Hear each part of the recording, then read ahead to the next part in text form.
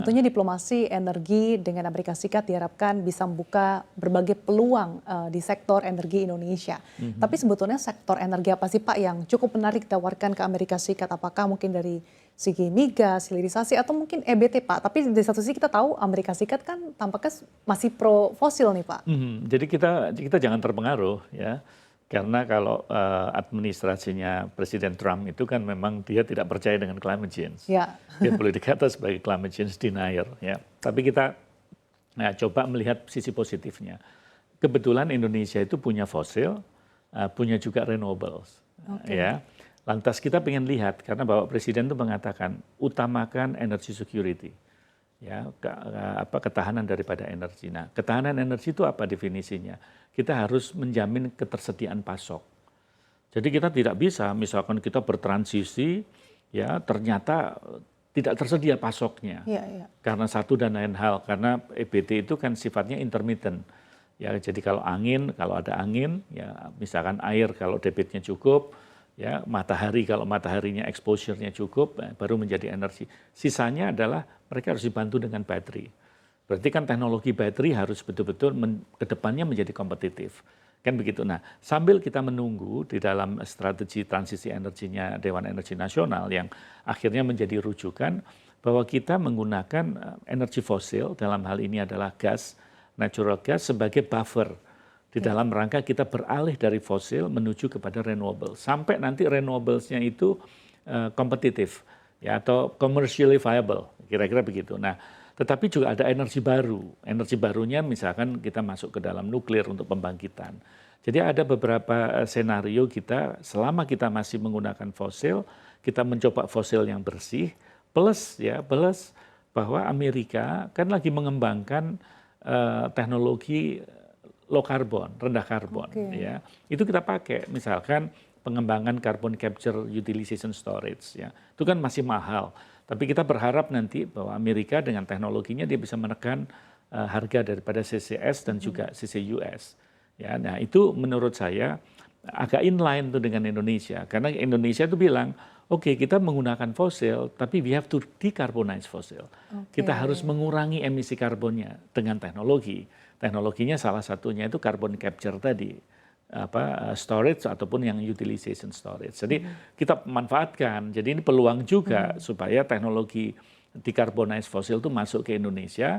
Itu menjadi inline daripada strategi energi kita. Di samping kita mempersiapkan EBT kita. Ya, karena jadi EBT justru menjadi peluang ya Pak ya untuk mendorong akselerasi EBT kita. Karena saya ingat sekali pada waktu saya ikut sebagai observer di G20.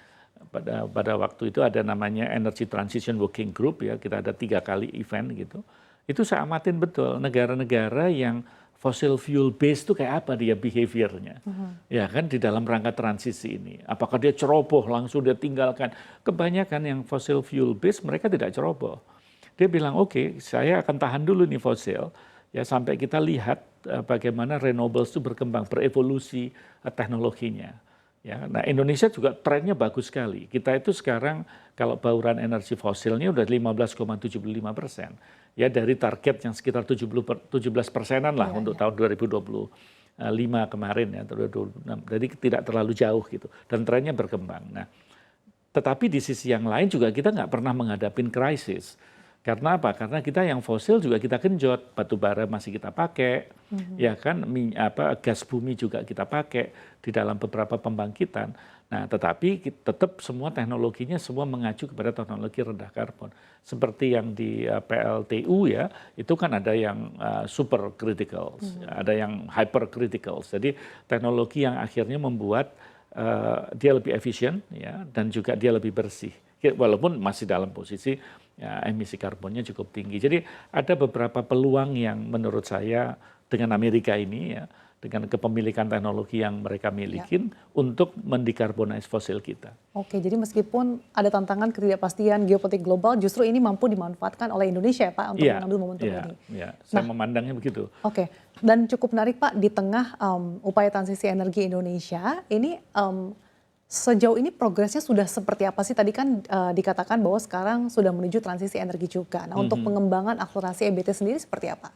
Cukup bagus kalau seperti yang saya sampaikan tadi, kita beberapa waktu yang lalu Bapak Presiden kan meresmikan PLTB ya, panas bumi, dan juga PLTS surya yang di Cirata dan di beberapa tempat. Jadi progresnya ada ya, tetapi kita harus tahu bahwa EBT itu ya, energi baru terbarukan itu, atau energi terbarukan khususnya itu adalah intermittent. Dia tidak bisa 24 jam, Mbak. Untuk supaya 24 jam, karena kalau misalkan angin itu berapa jam sih? Ya kan mungkin di malam sudah tidak terlalu, ya dia harus energinya disimpan di dalam baterai untuk dia menggerakkan kalau misalkan tidak ada matahari atau tidak ada angin. Itu kan selalu menjadi semacam challenge daripada energi terbarukan ya. Kita juga punya panas bumi yang relatively stable. Kalau panas bumi behaviornya hampir kayak fosil. Dia stable gitu. Jadi dia tidak peduli siang malam, dia bisa mensuplai. Nah, itu sekarang kita coba kembangkan ya, kita lihat sambil kita tetap memompa energi fosil kita karena kita ingin bersuasembada. Energi fosilnya jatuh decarbonize tadi dengan menggunakan teknologi low carbon, tapi juga dengan campuran. Maka muncullah B50 ya kan, yang dasarnya adalah dari biofuels. Biofuels dari sawit kita. Ya kan, which is itu agriculture energy lah, kira-kira begitu. Karena dia agriculture for energy not for food ya.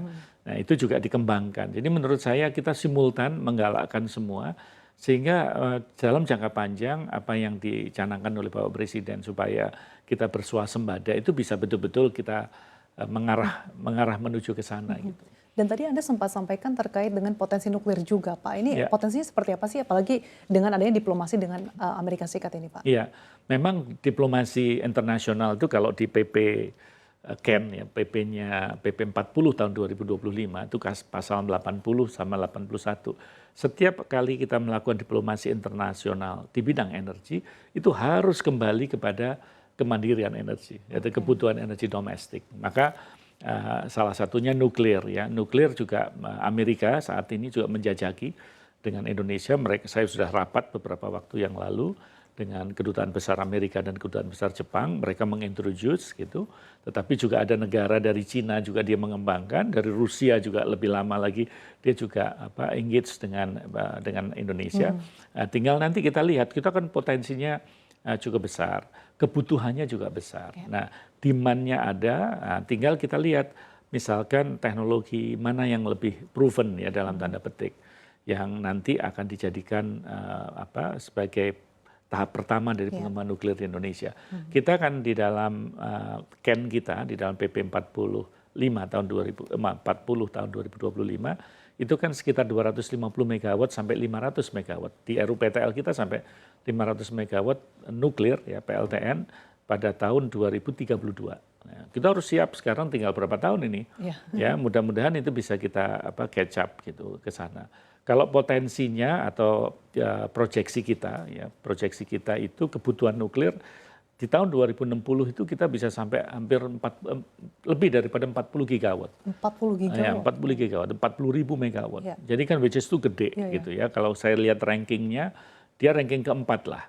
Ya, setelah PLTS, ya hydro, nuklir, ketiga bahkan 3 atau 4 lah kira-kira dari bauran energi kita.